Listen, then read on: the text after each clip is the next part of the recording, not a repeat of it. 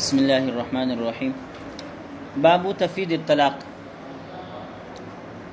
یہ باب ہے طلاق کی تفویض کے بارے میں۔ تفویض کا مطلب ہوتا ہے سپرد کر دینا۔ وَفَوِّضُ أَمْرِي إِلَى اللَّهِ، میں اپنا معاملہ اللہ کے سپرد کر دیتا ہوں۔ ایک چیز کو دوسرے کے حوالے کر دینا تفویض کہلاتا ہے۔ تو طلاق کا اختیار اللہ رب العزت نے مرد کو دیا ہے، لیکن وہ یہ اختیار عورت کو دے دیتا ہے، عورت کو سپرد کر دیتا ہے، عورت کو تفویض کر دیتا ہے۔ اس کو تفویض طلاق کہتے ہیں۔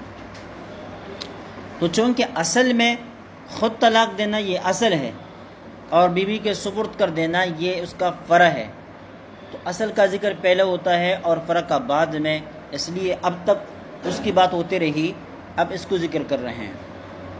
فصل فی الاختیار،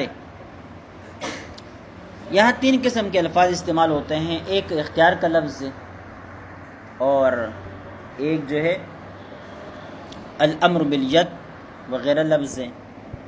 تو پہلے ذکر بھی ہو چکا نا کہ اختیاری یہ لفظ گزر گیا کنایات میں، اور امر کی بیدی کے یہ الفاظ بھی پہلے گزر چکے۔ وہاں میں نے آپ کو بتلا دیا تھا کہ یہ در حقیقت تفویض طلاق سے تعلق رکھتے ہیں، لیکن یہاں پر ان کو ذکر کر دیا گیا ہے، سمجھ گئے؟ اور یہ طلاق کے باعث تب بنیں گے جب عورت اس کو قبول کریں گے۔ جب تک عورت قبول نہیں کرے گی تب تک اس سے طلاق واقعہ نہیں ہوتی، لیکن چونکہ اس میں شوہر کی نیت کا بھی عمل دخل ہوتا ہے، اس وجہ سے وہاں پر بھی ان کو ذکر کر دیا تھا۔ بہرحال وَإِذَا قَالَ لِامْرَأَتِهِ اخْتَارِي يَنْوِي بِذَلِكَ الطَّلَاقَ أَوْ قَالَ لَهَا طَلِّقِي نَفْسَكِ فَلَهَا أَنْ تُطَلِّقَ نَفْسَهَا مَا دَامَتْ فِي مَجْلِسِهَا ذَلِكَ۔ ایک شخص نے اپنی بیوی سے کہا کہ اپنے آپ کو اختیار کر، ینوی بذالک الطلاق، اور نیت اس سے طلاق کی تھی، او قال لها طلقی نفسک، یا شوہر نے بیوی سے کہا کہ تو اپنے آپ کو طلاق دے دے، فلها ان تطلق نفسها، تو اس کو یہ حق حاصل ہے کہ وہ اپنے آپ کو طلاق دے دے، ما دامت فی مجلسها ذالک، جب تک وہ اسی مجلس میں رہے گی۔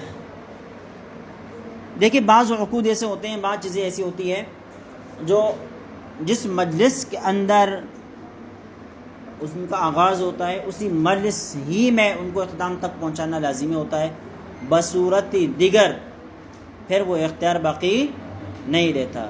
تو اس میں اختیاری طلاق کا معاملہ بھی ہے، جب تک عورت اسی مجلس میں بیٹھی رہے گی جس مجلس میں شوہر نے اس کو کہا ہے کہ طلق نفس کی، یا یہ کہا کہ اختیاری نفس کی، یا امر کی بیدی کی، یہ الفاظ کہہ دی ہیں، تو مجلس تک محدود رہیں گے۔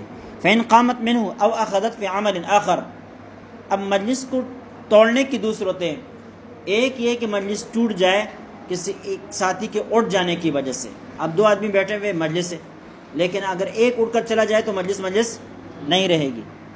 اور دوسری صورت یہ ہے کہ آپ کسی ایک کام کے لیے جمع ہو گئے ہیں اور اس کے اندر آپ مصروف ہیں، اچانک دوسرا کام شروع کر دیا جائے تو پہلی والی مجلس وہ ٹوٹ جائے گی۔ اس وجہ سے کہہ رہے ہیں فَإِنْ قَامَتْ مِنْهُ، اگر یہ عورت اس مجلس سے اڑ گئی، او اخذت فی عمل آخر، یا کوئی اور کام شروع کر دیا، خرج الامر من یدها، تو اب معاملہ اس کے ہاتھ سے نکل گیا، اب وہ خود کو کتنے طلاقیں بھی دینا شروع کر دے کوئی طلاق واقعہ نہیں ہوگی۔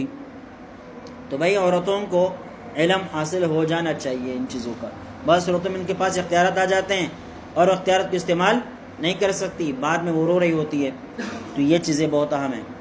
خرج الامر من يدها لأن المخيرة لها المجلس باجماع الصحابہ، اس لیے کہ مخیرہ یعنی جس عورت کو اختیار دیا گیا ہو اس کے لیے مجلس ہے باجماع الصحابہ، صحابہ کی اجماع سے، یعنی صحابہ کرام کا اجماع اس بات کے اوپر ہے کہ عورت کا یہ جو اختیار ہے یہ مجلس تک محدود رہتا ہے، مجلس کے ختم ہونے پر اختیار بھی ختم ہو جاتا ہے۔ وَلِأَنَّهُ تَمْلِيكُ الْفِعْلِ مِنْهَا، دوسری بات یہ کہ یہ عورت کی طرف سے عورت کو مالک بنانا ہے فعل کا، وَالتَّمْلِكَاتِ تَقْتَضِي جَوَابًا فِي الْمَجْلِسِ، اور اصول یہ ہے کہ جو چیزیں تملیک کی قبیل سے ہوتی ہیں وہ مجلس کے اندر جواب چاہتی ہے، وہ جواب کے اندر مجلس کے اندر کیا چاہتی ہے؟ جواب چاہتی ہے، لہذا اسی مجلس کے اندر اس کو جواب مل جانا چاہیے۔ کما فی البیع، جیسے کہ بیع کی صورت ہے، لأن ساعات المجلس اعتبرت ساعتا واحدہ، اس لیے کہ مجلس کی ساعتیں لمحات ایک ہی ساعت اور ایک ہی لمحہ سمجھا گیا ہے۔ آپ صبح سے بیٹھے ہیں 8 بجے سے لے کر 1 بجے تک، لیکن ایک ہی موضوع، ایک ہی بحث، ایک ہی گفتگو چل رہی ہے، تو یہ ساری مجلس ایک ہے، اس کو ایک مجلس کہیں گے۔ لیکن اگر موضوعات بدلتے رہتے ہیں، آپ اٹھتے ہیں اور جاتے ہیں، تو گویا کہ ہر بار نئی نئی مجلس لگتی ہے، سمجھ گئے؟ الا ان المجلس تارۃ یتبدل بالذهاب عنه، البتہ مجلس کے اندر تبدیلی کبھی کبھی مجلس سے اٹھ کر چلے جانے کی صورت میں آ جاتی ہے، ومرۃ بالاشتغال بعمل آخر، اور کبھی دوسرے کام کے اندر مشغول ہو جانے کی وجہ سے مجلس کے اندر تبدیلی آ جاتی ہے۔ اذ مجلس الاکل غیر مجلس المناظرہ، اس لیے کہ کھانے پینے کی جو مجلس ہوتی ہے یہ مناظرے کی مجلس سے الگ اور ہٹ کر ہوتی ہے۔ ومجلس القتال غیرہما، اور قتال کی جو مجلس ہوتی ہے وہ ان دونوں سے الگ ہوتی ہے، کھانا پینا اور وہاں پر مناظرے نہیں ہوتے، وہاں کچھ اور ہوتا ہے۔ وَيَبْطُلُ خِيَارُهَا بِمُجَرَّدِ الْقِيَامِ، عورت کا اختیار باطل ہو جائے گا محض عورت کے اٹھ جانے کی وجہ سے، جیسے ہی عورت مجلس سے اٹھ گئی تب اس کا اختیار بھی ختم ہو گیا۔ لأنه دلیل الاعراض، اس لیے کہ مجلس سے اٹھ کر چلا جانا یہ اعراض کی دلیل ہے۔ یہ بات یاد رکھیں، آپ بھی یہ مسئلہ یاد رکھیں، کبھی کبھی انسان روٹ جاتا ہے، ناراض ہو جاتا ہے، کسی شکوے پیدا ہو جاتے ہیں تو واک آؤٹ کر دیتا ہے، مجلس سے اٹھ جاتا ہے۔ مجلس سے اٹھ گئے، لیکن اس مجلس میں جب تک آپ بیٹھے تھے آپ کے پاس جو اختیارات تھے، اس مجلس سے اٹھ جانے کے بعد آپ کے پاس وہ اختیارات باقی نہیں رہیں گے۔ جو ہر جگہ واک آؤٹ درست نہیں ہوتا، سمجھ گئے؟ ہاں، ہم علم حاصل بھی کر لیتے ہیں لیکن ساتھ ساتھ تجربات تدبیر کے طور پر اس کو حاصل نہیں کرتے۔ تو یہاں آپ کو نظریہ ملتا ہے کہ ٹھیک ہے، آپ کسی سے ناراض ہیں، کسی سے شکوہ ہے، آپ ان سے نفرت کرتے، آپ ان سے بیٹھنا نہیں چاہتے، اٹھ کر چلے گئے تو اپنا نقصان کر دیا، اٹھ کر چلے گئے تو اپنا نقصان کر دیا، سمجھ گئی؟ یہ اس مجلس اچھا بخلاف الصرف والسلم، صرف اور سلم کے برخلاف، صرف اور سلم میں مجلس صرف اٹھ جانے کی وجہ سے ختم نہیں ہوتی، بلکہ وہاں افتراق بالاقوال ہونا چاہیے، بالابدان نہیں، بالاقوال، ساتھ ساتھ چلیں گے تب تک بھی مجلس باقی رہے گی، ساتھ ساتھ چلیں گے تب تک بھی مجلس باقی رہے گی۔ یہاں بیٹھ کے ان نے بے وسلم کر دیا یا بے وصرف کر دیا، لیکن چونکہ ابھی پیسے نہیں ہیں اور بے وسلم بے وصرف تب تک درست نہیں ہوتے جب تک کہ مجلس کے اندر بدلین کے اوپر قبضہ یا کسی ایک بدل کے اوپر قبضہ نہ کیا جائے۔ اب بے وسلم کر دیا، لیکن ساتھی نے کہا میرے پاس تو اب پیسے نہیں ہیں، آپ میرے ساتھ گھر چلیں، آپ میرے ساتھ گھر چلے یا بینک چلے، گھر چلے، راستے پر جا رہے ہیں، وہاں گھر پر پہنچے، پیسے دے دیے، تو بے درست ہے، بے درست ہے، حالانکہ مجلس تو بدل گئی، مجلس تو بدل گئی، وہ اوپر چلے، اٹھ کر چلے گئے، لیکن یہاں اٹھ کر چلے جانے کی وجہ سے مجلس ختم نہیں ہوتی جب تک کہ افتراق بالاقوال متحقق نہ ہو۔ یہ کس میں؟ صرف میں اور سلم میں۔ لأن المفسد هناك الافتراق من غیر قبض، اس لیے کہ یہاں مفسد کیا ہے؟ بغیر قبضہ کیے جدا ہو جانا، اور یہ بغیر قبضہ کیے اب تک جدا نہیں ہوئے، ساتھ ساتھ چل رہے ہیں۔ ثم لابد من النیت فی قول اختاری، اختاری لفظ کے اندر پھر شوہر کی نیت کرنا بھی لازمی ہے، لأنه يحتمل تخییرها فی نفسها، اس لیے کہ اس لفظ کے اندر دو احتمالات، ایک یہ کہ گویا کہ شوہر اس کو اختیار دے رہا ہے نفس کے معاملے میں، بھئی تو اپنا فیصلہ خود کر، میرے پاس رہنا چاہتی ہے یا نہیں رہنا چاہتی، جیسے کہ آپ صلی اللہ علیہ وسلم نے خود صحابہ کرام ازواج مطہرات سے کہا تھا میرے پاس رہنا چاہتی ہو یا طلاق لینا چاہتی ہو، تو یہ اختیار ہے۔ دوسرا وَيَحْتَمِلُ تَخْيِيرَهَا فِي تَصَرُّفٍ آخر غَيْرَهَا، یا اس کے اندر یہ بھی احتمال ہے کہ شوہر اس کو یہ کہہ رہا ہے کہ یہ کام چھوڑ دو، اس کاموں کے اندر لگی ہوئی ہو، یہ کام چھوڑ کر دوسرا کام کر لو۔ اب بات سمجھ میں، تو دوسرے کام کے اندر دوسرے تصرف کا اختیار دینے کا پہلو اور احتمال بھی یہاں پر موجود ہے، اس وجہ سے کہہ رہے ہیں کہ چونکہ دو معنی ہیں، دو معنی میں سے کسی ایک کے تعیین کے لیے نیت کا ہونا لازمی ہے۔ میں نے اختارت نفسها فی قولی اختاری کند واحدۃ بائنہ، شوہر نے کہا تھا اختاری نفس کے، یا مطلق کہا اختاری، عورت نے اپنے آپ کو اختیار کر لیا، کہہ دیا اخترت نفسی، تو کہتے ہیں کند واحدۃ بائنہ، اس سے طلاق بین پڑے گی۔ والقیاس الا یقع بهذا شیء ونبى الزوج الطلاق، قیاس کا تقاضا یہ ہے کہ یہاں سے کوئی طلاق واقع نہیں ہونا چاہیے، اس لیے کہ لفظ اختیار کے ذریعے سے شوہر خود طلاق نہیں دے سکتا، تو جس چیز کا شوہر خود مالک نہیں ہے کسی اور کو بھی اس کا مالک نہیں بنا سکتا۔ مثال کے طور پر اگر یہ موبائل میں خود بیچ سکتا ہوں تو آپ کو بھی اس کے بیچنے کا وکیل بنا سکتا ہوں، لیکن اگر مجھے خود اختیار نہیں ہے اس موبائل کے بیچنے کا تو پھر میں آپ کو بھی اختیار نہیں دے سکتا۔ تو اختیاری لفظ کے ذریعے سے شوہر بیوی کو طلاق نہیں دے سکتا، تو ہونا چاہیے کہ اگر یہ الفاظ بیوی اپنے لیے بول دیں، شوہر اس کو اجازت دے دیں، تو بھی طلاق واقع نہیں ہونا چاہیے، تو بھی طلاق واقع نہیں ہونا چاہیے۔ قیاس کا تقاضا یہ ہے۔ وَإِنَّمَا الزَّوْجُ وَالطَّلَاقُ، اگرچہ طلاق کی نیت ہی کرے شوہر، لِأَنَّهُ لَا يَمْلِكُ الْإِيقَاعَ بِهَذَا اللَّفْظِ، اس لیے کہ ان الفاظ کے ذریعے سے طلاق واقع کرنے کا خود شوہر ہی مالک نہیں ہے۔ فَلَا يَمْلِكُ التَّفْوِيضَ إِلَى غَيْرِهِ، جب خود مالک نہیں ہے تو کسی اور کو مالک کیسے بنا سکتا ہے؟ کسی اور کو مالک کیسے بنا سکتا ہے؟ لیکن کہتے ہیں إِلَّا أَنَّ استحسنناه لإجماع الصحابہ، البتہ ہم نے اس کو استحساناً تسلیم کیا ہے صحابہ کرام کے اجماع کی وجہ سے۔ صحابہ کرام کا اس بات پر اجماع ہے کہ ان الفاظ کے ذریعے سے تفویض طلاق ہوتی ہے، عورت اپنے کو طلاق واقع کرے، شوہر طلاق کی نیت کرے تو اسے طلاق واقع ہو جائے گی۔ تو اس اجماع کی وجہ سے ہم اس کو تسلیم کرتے ہیں، ورنہ یہ خلاف قیاس ہے۔ وَلِأَنَّهُ بِسَبِيلٍ مِّنْ أَنْ يَسْتَدِيمَ نِكَاحَهَا أَوْ يُفَارِقَهَا، دوسری بات یہ ہے کہ شوہر اس راستے پر ہے کہ وہ نکاح کے اوپر قائم و دائم رہے، او یفارقها، یا عورت کو کیا کر لے؟ جدا کر لے۔ فَيَمْلِكُ إِقَامَتَهَا مَقَامَ نَفْسِهِ فِي حَقِّ هَذَا الْحُكْمِ، لہذا اس حکم کے حق میں وہ کسی اور کو اپنی جگہ پر رکھ سکتا ہے، یعنی شوہر کو اس بات کا حق حاصل ہے کہ وہ یہ فیصلہ کر لے کہ میں نے اس بیوی کو اپنے پاس رکھنا ہے یا نہیں رکھنا ہے، یہ حق تو ہے اس کو نا۔ تو اس حق کا چونکہ خود مالک ہے، لہذا یہ اس حق کا کسی اور کو بھی مالک بنا سکتا ہے، اس حق کا کسی اور کو بھی مالک بنا سکتا ہے۔ ثم الواقع بها بائن، پھر اس سے جو طلاق واقع ہوگی وہ طلاق بائن ہوگی، لأن اختیارها نفسها بثبوت اختصاصها بها، اس لیے کہ عورت کا اپنے آپ کو اختیار کر لینا بثبوت اختصاصها بها، یہ تب ثابت ہوگا کہ جب وہ خود اپنی ذات کے ساتھ مختص و مخصوص ہو جائیں، وذلك فی البائن، اور اس کا تحقق طلاق بائنی میں ہو سکتا ہے۔ طلاق رجعی واقع ہو جائے تو عورت اپنے ذات کے ساتھ مخصوص نہیں ہوگی، شوہر پہ رجوع کر دے گا، کیا کرے گا؟ لیکن یہاں ایسی چیز ہو جانا چاہیے، عورت کو مل جانی چاہیے جس کے ساتھ عورت محسوس ہو جائے اور مرد اس کی رضامندی کے بغیر پھر اس کی طرف رجوع نہ کر سکے، سمجھ گئے؟ وَلَا يَكُونَ ثَلَاثًا وَإِنَّمَا الزَّوْجُ ذَلِكَ، کہتے ہیں 3 طلاق واقع نہیں ہوں گی اگرچہ شوہر اس کی نیت بھی کر لیں، لأن الاختیار لا يتنوع، اس لیے کہ اختیار کے اندر تنویع نہیں ہوتی، وبخلاف ابانہ، لفظ ابانت کے برخلاف، لأن البینونۃ قد تتنوع، اس لیے کہ بینونت کے اندر تو تنوع ہوتا ہے کہ بینونت خفیفہ یا غلیظہ، یہ تو ہوتا ہے، لیکن اختیار کے اندر کوئی غلیظ اور کوئی غیر غلیظ نہیں ہوتا۔ وقال ولا بد من ذکر النفس فی کلامہ او فی کلامها، لفظ نفس کا ذکر کرنا عورت کے کلام یا مرد کے کلام کے اندر ہونا لازمی ہے۔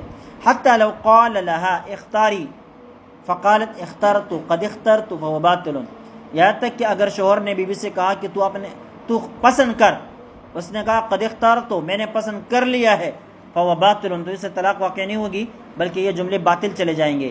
لأنه عرف بالاجماع، اس لیے کہ یہ جو ان الفاظ سے جو طلاق واقع ہو جاتی ہے نا، یہ اجماع صحابہ کی وجہ سے، اور اجماع صحابہ یہ لفظ اختیار کے اوپر نہیں ہے بلکہ لفظ اختیار اور لفظ نفس دونوں ملا کر اس کے اوپر اجماع ہے، سمجھ گئے؟ لہذا اگر لفظ نفس موجود ہوگا تو طلاق واقع ہوگی ورنہ نہیں ہوگی۔ وہ مفسر فی احد الجانبین من احد الجانبین، اور وہ مفسر ہے دونوں میں سے کسی ایک طرف سے، یا تو عورت لفظ نفس کا ذکر کر لے یا مرد کر لے۔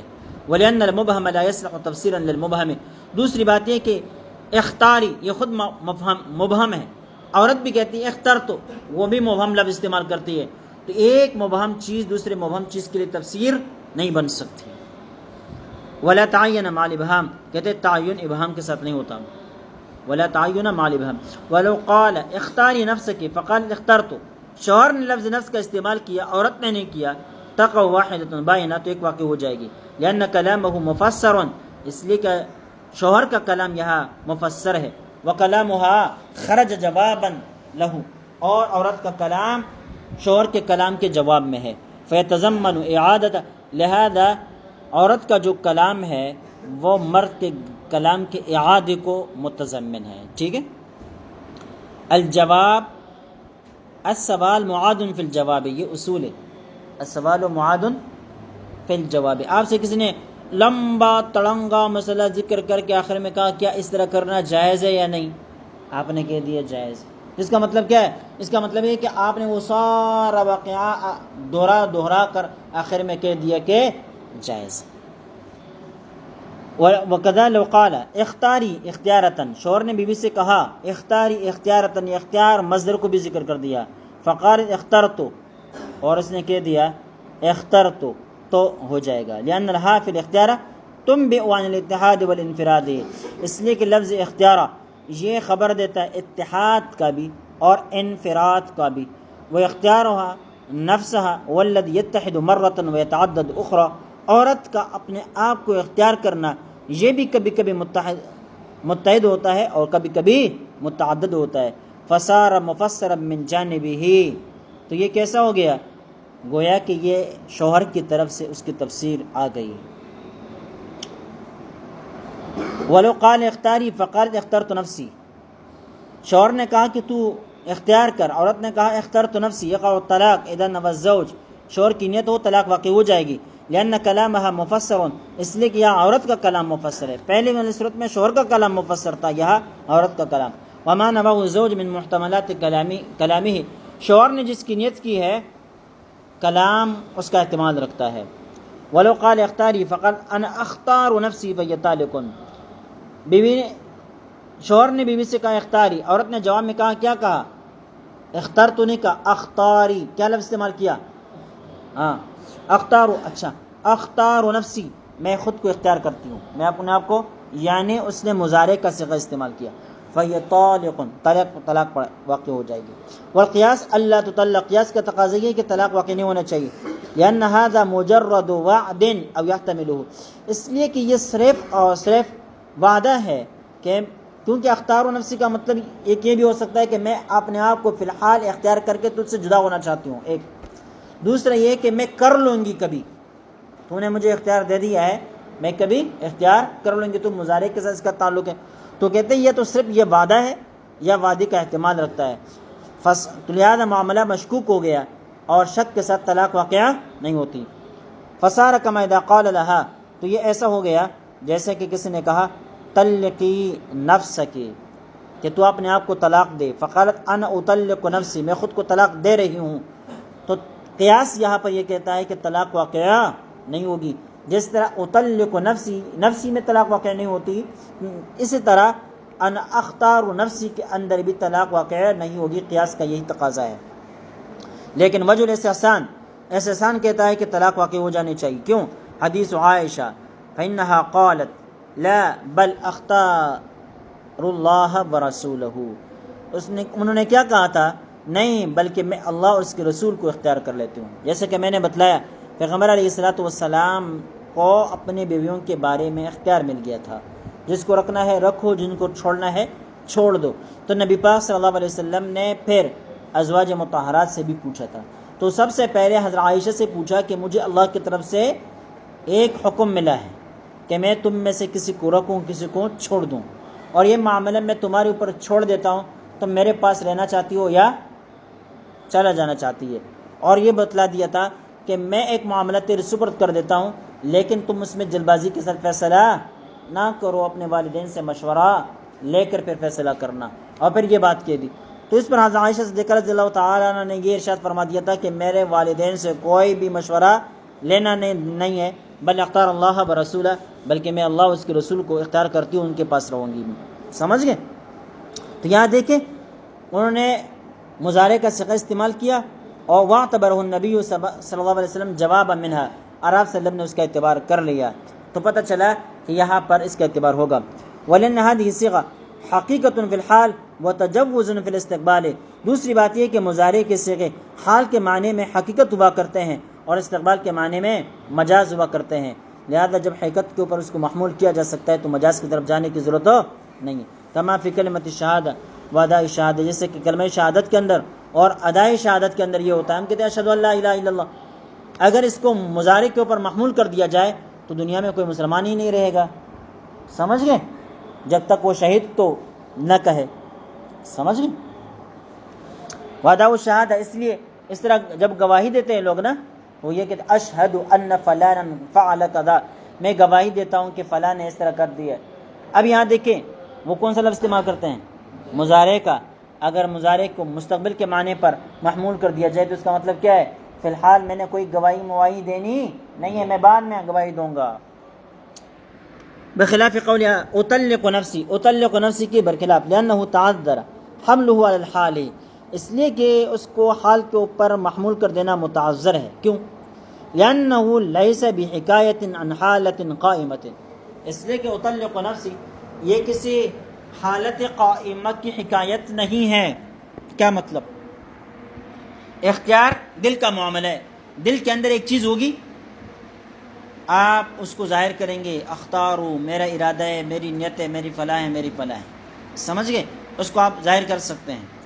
لیکن طلاق تو دل کے اندر پڑی بھی نہیں. طلاق کا تعلق تو ہے ہی لفظوں کے ساتھ، طلاق کا تعلق تو ہے ہی لفظوں کے ساتھ، لہٰذا طلاق کے اندر کوئی حکایت نہیں ہو سکتی. اس وجہ سے کہتے ہیں اطلق نفسی کے اندر طلاق واقع نہیں ہوگی، اختار نفسی کے اندر طلاق واقع ہوگی. سمجھ گئے؟ ولا كذلك قولها انا اختار نفسی، کہتے ہیں اطلق نفسی جس طرح ہے اس طرح انا اختار نفسی نہیں ہے، لانه حکایت عن حالت قائمت، اس لیے کہ اختار نفسی وہ ایک حالت قائمہ کی حکایت ہے جو عورت کے ساتھ قائم ہے. ایسی حالت کی وہ کیا ہے؟ حکایت کرتی ہے کہ میری حالت اس حالت اب یہ ہے کہ میں خود کو اختیار کر لیتی ہوں. ابھی میری حالت یہ کہ میں خود کو اختیار کر لیتی ہوں. وہ اختیار ہوا نفسا، وہ عورت کو اپنے آپ کو اختیار کرنا ہے. ولو قال لا اختاری اختاری اختاری، 3 مرتبہ یہ الفاظ بول دیے تو کہتے ہیں فقالت اخترت الاولی اب الوسطی اب الاخیرہ. عورت نے جواب میں کہا کہ میں پہلے کو اختیار کرتی ہوں یا دوسرے کو درمیان والے کو اختیار کرتی ہوں یا آخر والے کو اختیار کرتی ہوں. طلقت ثلاثا فی قول ابی حنیفہ، تو امام ابو حنیفہ فرماتے ہیں کہ یہ تینوں طلاق واقع ہو جائیں گی. ولا يحتاج الى نیت الزوج، شوہر کی نیت کی ضرورت نہیں ہے. وقال تطلق واحد، صاحبین فرماتے ہیں کہ ایک طلاق واقع ہو جائے گی. وانما لا يحتاج الى نیت الزوج، کہتے ہیں شوہر کی نیت کی ضرورت نہیں ہے. لدلالة التکرار علیہ، اس لیے کہ تکرار خود اس کے اوپر دلالت کرتا ہے کہ وہ طلاق ہی دینا چاہتا ہے. اذ الاختیار فی حق الطلاق والذی یتکرر، اس لیے کہ طلاق کا جو اختیار ہوتا ہے اس کے اندر تکرار ہوتا ہے، لیکن دیگر اختیارات کے اندر تکرار کی کوئی ضرورت نہیں ہوتی. لہما، صاحبین کی دلیل کہ وہ یہ کہتے ہیں کہ بھائی ایک طلاق واقع ہو جائے گی. کیوں؟ ان ذکر الاولی وما یجری مجراہ ان کان لا یفید من حیث الترتیب، کہ پہلا اگر یہ ترتیب کے اعتبار سے وما یجری مجراہ، ترتیب کیا ہے؟ ان ذکر الاولی وما یجری مجراہ، پہلا اور دوسرے تیسرے چوتھے وغیرہ، ان کان لا یفید من حیث ترتیب، اگر یہ ترتیب کا فائدہ نہ دے، ولیکن یفید من حیث الافراد، لیکن افراد کا تو فائدہ دیتا ہے، یعنی الگ الگ ہر ایک کو واقع کرنے کا فائدہ تو دیتا ہے. فیعتبر بما یفید، لہذا جس چیز کے وہ فائدہ دیتے ہیں اس کا اعتبار ہوگا، تو ایک واقع ہوگا. سمجھ گئے؟ وَلَهُ، امام صاحب فرماتے ہیں ان ھذا وصف لغو، یہ ترتیب جو ہے یہ وصف لغو ہے.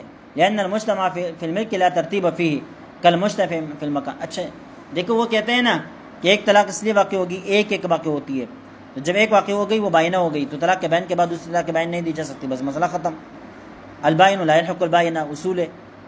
امام صاحب فرماتے ہیں کہ یہاں کوئی ترتیب مرتیب نہیں، اجتماع ہے. بیک وقت تینوں پڑھیں گی، بیک وقت تینوں پڑھیں گی. ولو، امام صاحب فرماتے ہیں ھذا وصف لغو، یہ وصف لغو ہے. لأن المجتمع فی الملک، اس لیے کہ جو چیز ملکیت کے اندر مجتمع ہوتی ہے، لا ترتیب فیہ، اس کے اندر کوئی ترتیب نہیں ہوتی.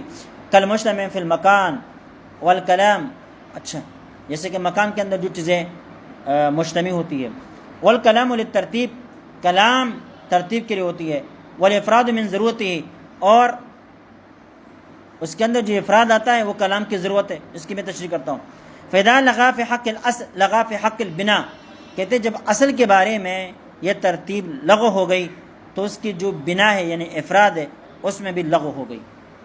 بھئی علم کلام کے اندر ایک مسئلہ پڑھا یا نہیں پڑھا شرح عقائد کے اندر؟ کہ اللہ کے کلام کے اندر بھی ترتیب نہیں، کلام کے اندر ترتیب ہے ہاں نہیں ہے، لیکن ہم قرآن پاک کو دیکھتے ہیں ترتیب کے ساتھ ہے کہ نہیں، دیکھتے نہیں۔ ترتیب کو برقرار رکھنے کے لیے ہم ربطوں کو بیان کرتے ہیں، کیا کرتے ہیں؟ ربطوں کو بھی بیان کرتے ہیں۔ تو پتہ چلا کلام کے اندر ترتیب تو ہوتی ہے، لیکن آپ کے ذہن میں جو علم ہے، آپ کے ذہن میں جو علم ہے وہ کوئی مرتب انداز میں پڑا ہوا ہے کہ ہدایہ کا علم ادھر ہے، توضیح تربیت کا علم ادھر ہے، کوئی ترتیب ہے اس میں؟ نہیں ہے۔ لیکن جب اظہار کریں گے، لفظوں کا جامع پہنیں گے، تو پھر ترتیب کے ساتھ سامنے آ جائے گی، سمجھ گئے؟ تو امام صاحب فرماتے ہیں کہ یہاں اختاری اختاری اختاری، یہ بلا ترتیب مجتمع ہے ایک ساتھ، اور اس کے اندر کوئی ترتیب نہیں ہے۔ یا عورت پر پڑھیں گے تو ایک ساتھ پڑھیں گے، پڑھیں گے تو ایک ساتھ پڑھیں گے۔